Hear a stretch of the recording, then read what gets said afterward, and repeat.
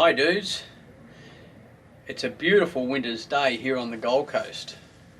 So why am I thinking about cruising down to Tasmania?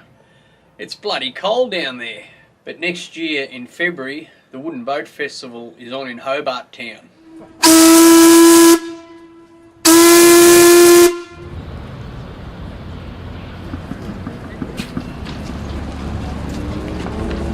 You just keep going. Nice little camera there.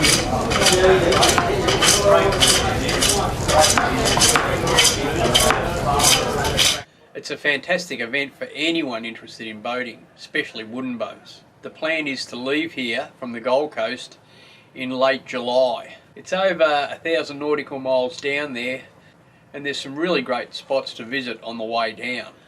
I'll be taking my time, and I'll be filming some more videos of the bar crossings as I head down for the bar crossing project I started over 12 months ago.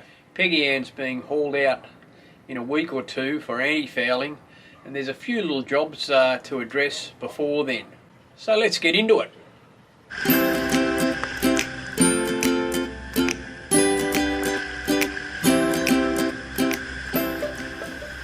Well, we don't wear skimpy bikinis. Hell, it frightens me when I take my shirt off. There's definitely no one pregnant here. This is motor sailing for old dudes. We do live on a boat, and we do cruise extensively along the Australian coast. Join us and visit some great destinations. Learn how to look after a boat and live off grid. It might even get you enthused to do the same thing.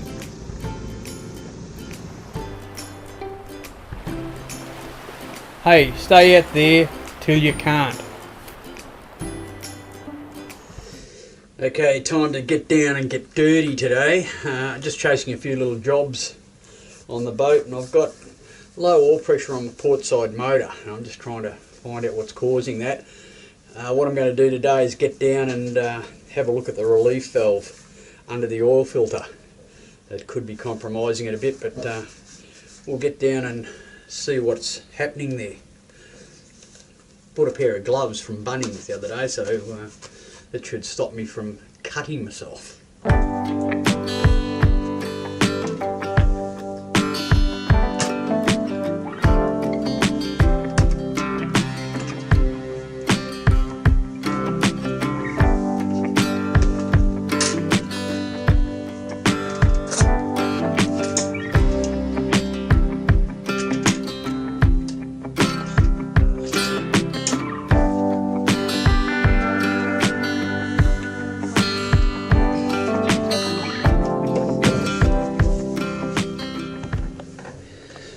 So this is the chore for today. What I'm going to do is pull this oil filter off, and underneath that oil filter in the housing there is supposed to be a relief valve, and I'm going to pull that out and check it and see if that could be my problem. Let's have a look.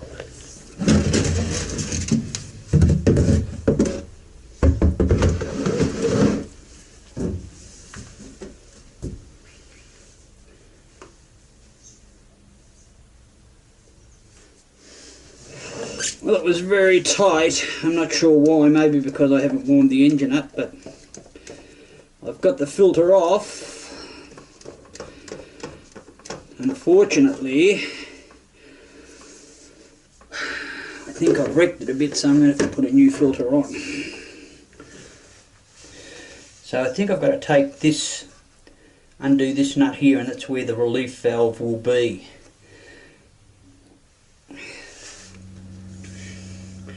I'm not sure what it is metrically, but it's 15/16 AF. Wasn't too tight. Fingers crossed here.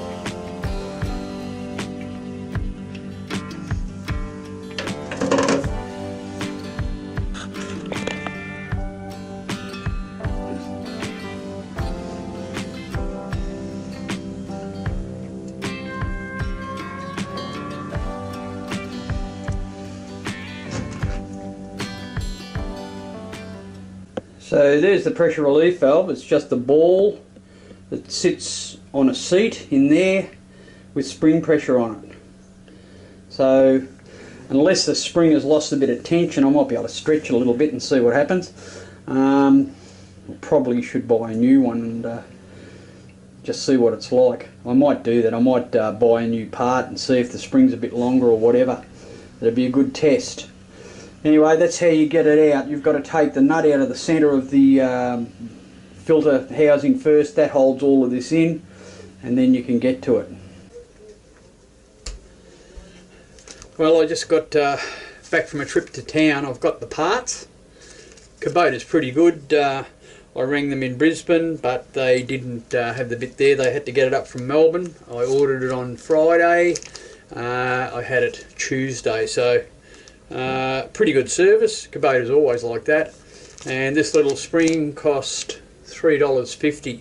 So not an expensive part, but I've noticed that the spring does seem to have a bit more tension than in the older one. So I'm hoping that this is going to solve our low oil pressure problem. Anyway, time to get down in the engine room and fit them.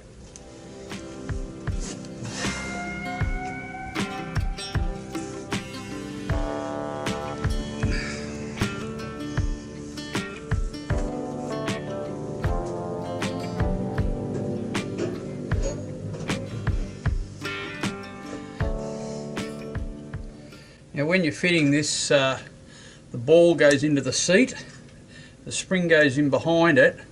It's going to be hard to film it, but that goes into a little cutout behind the edge of this nipple. So the nipple goes over it like that and holds it in.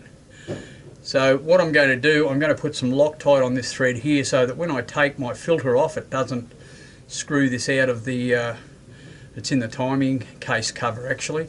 But that washer is actually what holds this relief valve in, so that's how you'll see it in behind your oil filter. That's what it'll look like. I'll get the camera down there and see if I can find it, but see if you can see it when I put it in. There's the old oil filter housing there. Just going to clean that thread up a little bit. And we'll put some Loctite 243 thread locker on that thread.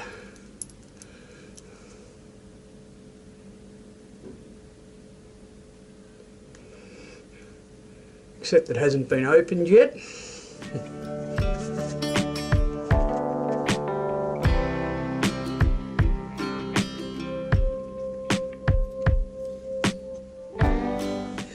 Now that I've opened the tube, I'm going to put a bit of thread locker on that thread. So 243 Loctite, plenty there. Why I'm doing that is because that screws into the timing case cover, and my filter screws onto the other end of this nipple, and I don't want this whole nipple coming out when I'm unscrewing a filter. So I'm putting some Loctite on there, so that should hold that thread in place and hold the valve in while I'm taking my filters off when I'm doing fill changes. So this valve and spring, as I said before, the ball valve goes in the seat, the spring sits on top of it.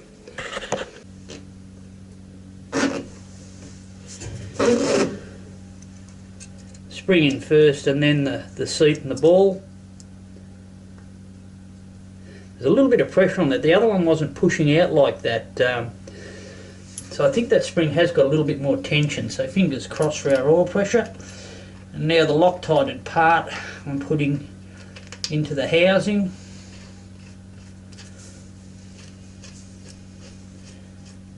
And you can see how that washer holds the whole assembly in.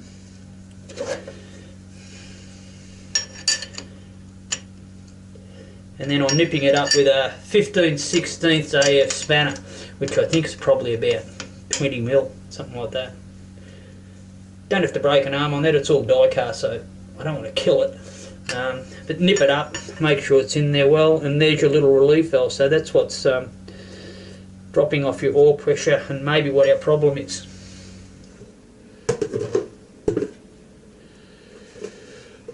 unfortunately I damaged the old filter getting it off. It was quite tight, I think maybe because I hadn't warmed the engine up. So I have damaged that filter, so I'm going to put a new one on. I'm just going to replace it.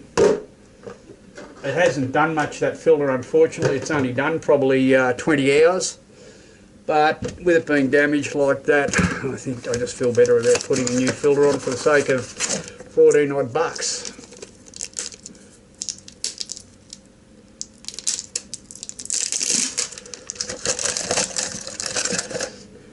When you're putting oil filters on, always just grab a little bit of oil and put it on the seal. Just lubricate the seal of the oil filter, and that stops it from binding up when you screw it onto the housing. Just make sure the sealing face is clean too, there's no grit or particles on there, it looks pretty good. And that just screws on. Do it up hand tight, you don't have to break your arm on them. Get it nipped up as tight as you can by hand. You'll always have to undo these with some sort of wrench for some reason. In use they tend to get pretty tight to come off. But when you're putting them on, never put them on with any sort of mechanical assistance. Just put them on by hand, do them up as tight as you can, that's all you need to do. So new oil filter, new spring in there. Hopefully we've got better oil pressure now, fingers crossed.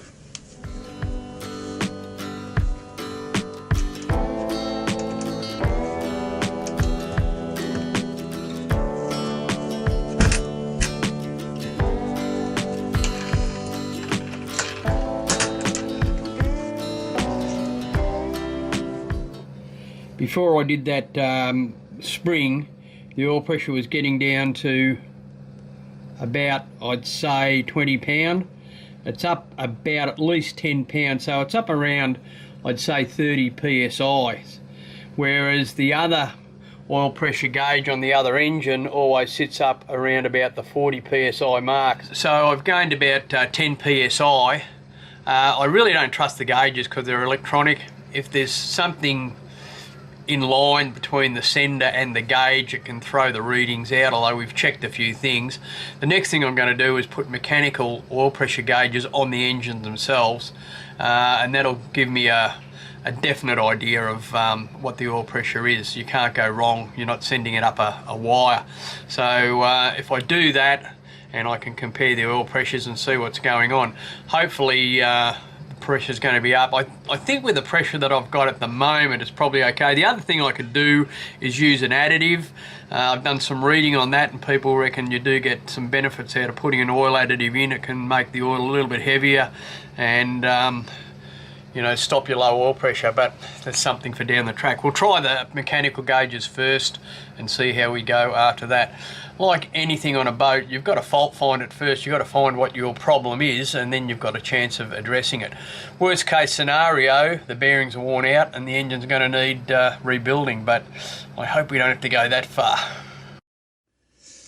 Okay, starboard side this time, and what I'm going to do here, I checked this engine last time I was running and it was sort of vibrating around a bit, and I think there might be a bit of misalignment in the prop shaft, so I'm just going to go down and drop the tail shaft off, drop the prop shaft off and check the alignment. Fun and games today.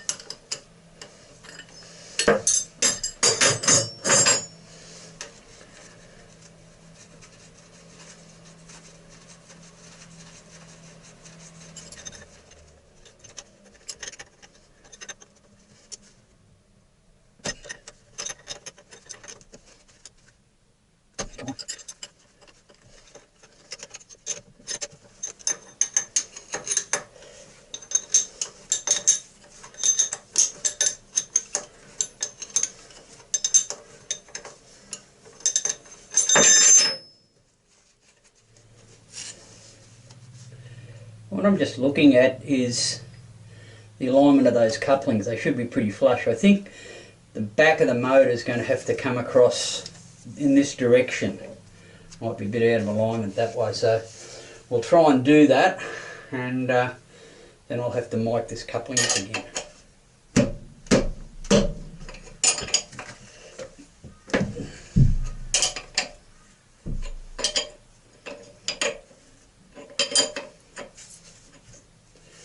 I can try it with feeler gauges for the top and bottom, but really,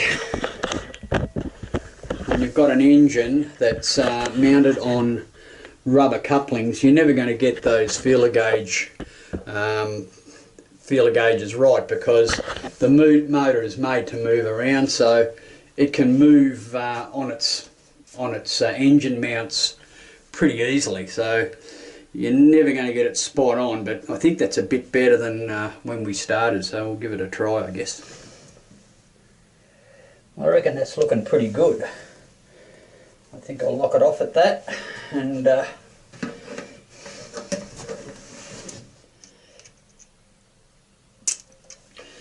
that's 0.5 of a mil, 0.05 of a millimetre. So I don't think I'm going to get it any better than that. It's pretty hard to get this perfect. You've got to get it, I reckon that's as close as I'm ever going to get it. So I'll lock it off there, put the coupling back together, and hopefully she runs a little bit smoother.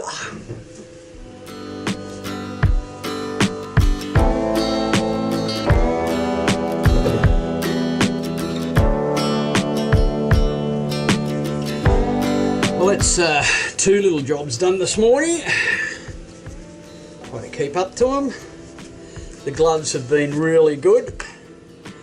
I think I would have had a couple of holes in me by now, but look, not too bad. Bit of a bruise there, but that would have been a cut without the gloves, so I'll have to get better at wearing them. As you get older, the skin gets thinner, eh? And the muscles get weaker too. But oh well, I can still do it, and while I can, I keep doing it, I think. That was a good little morning's work.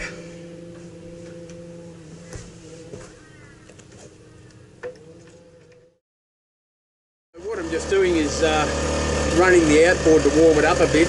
I'm going to do an oil change on it. There's a few hexagon heads down here holding the power head on. This one here is actually the sump plug, so that's the one we've got to take out to drain the oils. I want to be very careful here that I don't drop any oil into the marina, so I'm going to try and rig up a catch bucket that's going to stop any oil from getting down into the water.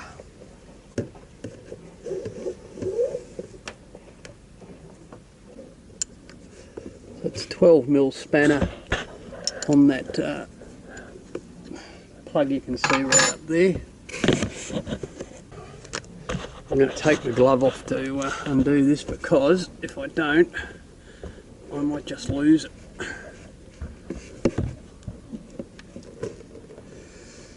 Okay. Not a lot of oil in there, but there'll be a bit. Now that that's empty, put this bung back in. It's probably better off doing this off the boat somewhere. The last time I did it, I put it on a fence and did it down in Laurelton, I think. But it is better to do it off the boat because you can get it a bit more level, and we'll do it this way and see how we go. There's probably not much oil left in that crankcase. Snip that up again. It's all good. Okay, I've set our oil catching tub up a bit lower, because what I'm going to do now is drain the leg oil on the outboard, the gearbox oil. That's the wash plug. I've got to take this plug out. The drain plug's down here. I've got to take the plug out from the bottom. Just take this plug out. Of course, having the bucket there ensures that we catch the oil, but also we'll catch any of these little plugs that I managed to drop as well. You can see that oil's just running out there quite slowly, but we'll get a bit more flow when I take the top filler out of the gearbox. It's a really tight one, that one. If you get a really tight plug like that, there's a couple of things you can do. You can either give it a bit of a tap with a hammer, just straight down on the end of it. That'll loosen it up. I'm just going to try and get a bit of purchase on the thing with this. Just use a spanner on the screwdriver. My screwdriver's got a hexagon on it. You can put a spanner on there, and it gives you a bit more leverage. So I've cracked that one now, so we'll just take him out. Okay, so that's the top filler out. There's quite thick oil in there, so it takes, there we go. Got a bit of air in it now, so now it's running a bit with that top plug out. Okay, we're going to take the spark plug out now. So there's the plug. Single cylinder motor, so just one spark plug, nicely corroded up. See, I've got a spanner to get on that. And we'll get it out without buying any other tools. I probably could get a socket for that and have it in my kit. Okay, pull it out. Have a look at the plug. It's a little bit black looking actually, a bit sooty. And I do notice that this motor, when I start it, it does tend to puff a bit of blue smoke, a bit of oil smoke. So I'm not sure what's going on there, whether there's a bit of a leak down through the valve guides or something, but it does tend to puff a bit of smoke out when you first start it, especially if it's been sitting around for a while. Not too bad if you start it every day, but if it's been sitting for a month or so and I start it, it puffs out quite a bit of blue smoke, and that plug actually looks like it's been burning a bit of oil. It should be a browny grey colour. That's pretty black, so it indicates it's been burning a bit of oil, which it has been doing. So that's a trip to Repco or Super Cheap. They probably both have that plug there, or maybe BCF. Definitely a marine type of plug, but probably a lawnmower type of plug as well. And we need a BKR6E-E. That's the lettering you can see on it, so that's how you buy your plugs. And there'll be a gap we'll have to set there or check it before we install it, probably about, I don't know, millimetre or something like that. Okay, I'm going to put some gear oil in first. Now when you buy gear oil, outboard gear oil, it's on here SAE 90, you won't be able to read it. But what I've done, I've bought some SAE 90 in a bigger bottle, so it was a bit cheaper to buy than in this. But what they usually do with these squeeze bottles, full of oil, you put it on the bottom filler and squeeze the oil in, and you squeeze it up from the bottom. Because the oil's quite thick, if you try and put it in through the top hole, you'll get a lot of air in it, so you've got to be very careful that you actually fill it up if you're filling through the top hole. So if you squeeze it in from the bottom, it pushes the air up out through the top hole, and you usually keep squeezing it in until oil comes out the top hole, and then you know that it's full. It's a little bit awkward to do that here, so I've come up with a bit better plan. What I'm going to do is, I've got a syringe here, an oil syringe, and what I'm going to do is just suck the gear oil up into there. It might be a bit of an ask with the SAE 90. So then the plan is to put it in the bottom hole here, screw it in. That'll screw in a bit, I think.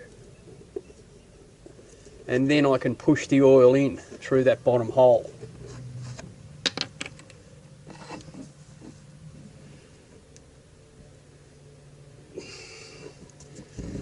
That should be plenty, I think. Put the top on before I spill it.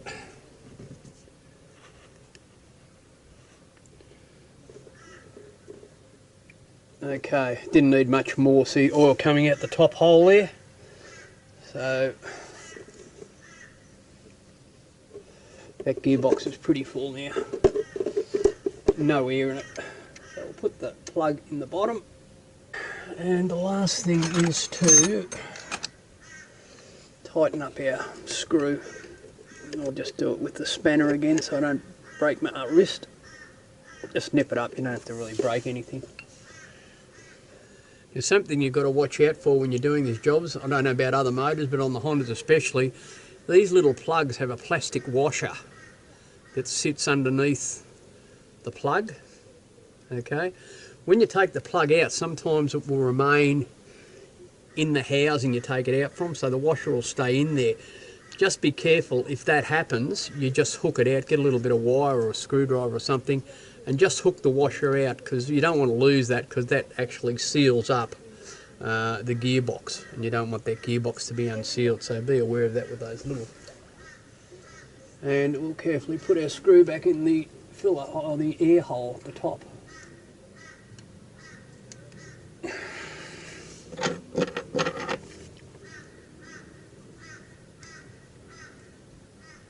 Just nip it up. Okay, so that's our gearbox done. Check your anode while you're looking at the motor too. Just be careful too when you're doing this. There's two plugs there. One's got wash on it, the other one's got oil level. So that's the oil level you fill to, and this is the fill point down here. So you can see that's the fill point down the bottom. Okay, just back from Repco. New spark plug for the outboard, so we're just going to fit it. Now before I fit the plug, you'll notice that inside the cowling here, I've got written plug gap 0.6 to 0.7 millimeters, so that's the spark plug gap. So before we fit it, I'm just going to check the gap, make sure it's right, and adjust it if need be. We do that with a set of feeler gauges. Now, if you're going to do a bit of work on your boat yourself, you'll need feeler gauges. I had 3 or 4 sets in a year because they're the first thing in your toolbox that'll rust. And what I did, I made up this little, sewed up a little pocket for them. I spray that with Lanatec Kiwi KY and spray all the gauges, and you can see they're in pretty good nick. So they haven't got rust in all stuck together. Usually what happens, they get a bit of moisture in there and the feeler gauges just rust together. So if you make yourself a little bag and coat them in Lanatec, or just wrap them in a bit of rag, would do, with Lanatec on it, and it stops them from corroding. So we need 0.6 to 0.7 of a millimetre. How about 0.65? So the feeler gauges have got the thickness, that's how thick this actual piece of steel is. So you can see it's 0.65 of a millimetre. That's the gap in your spark plug there between the electrode and the little saddle that comes up. So what we need is 0.6 to 0.7 of a millimetre in that gap. Well, 0.65, it's a little bit loose. So gently what you do is just tap the saddle down a bit.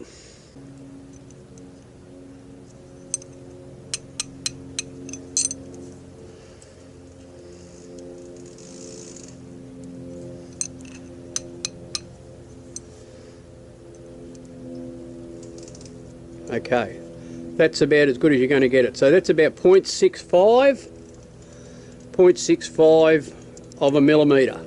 So that's what the gap in between the electrode and the anvil is. So that plug's ready to go in. You don't need to do anything. You could put a bit of anti-seize on the thread. Sometimes helps.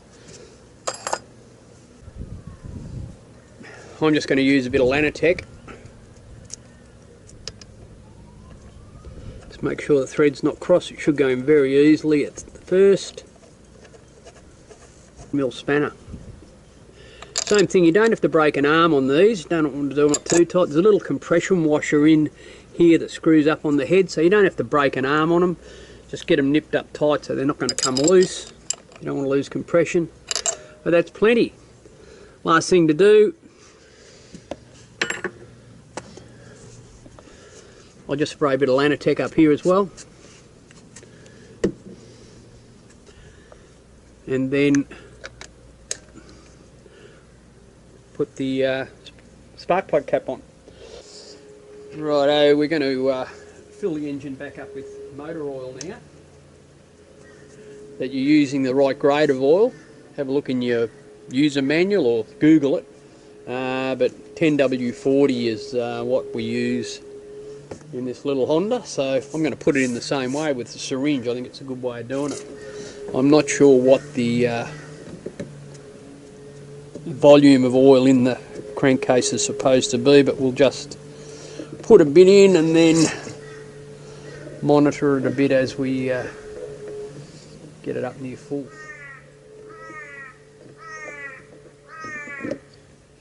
The good thing about using this syringe is that if you do overfill it a bit, and you don't want to overfill them, if you do overfill it a bit, it's pretty easy to suck a bit out and take it out of the motor. But probably best to not overfill them in the first place, so we'll just take it easy. Must be getting pretty close by now. See this? You can see it's probably needs just a tad more. I'd say it's probably halfway up that notch section on the dipstick, so it should come to the top of that.